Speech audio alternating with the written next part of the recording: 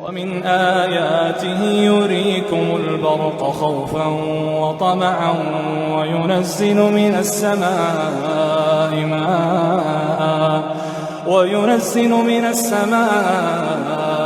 ماء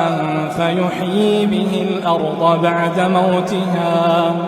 إن في ذلك لآيات لقوم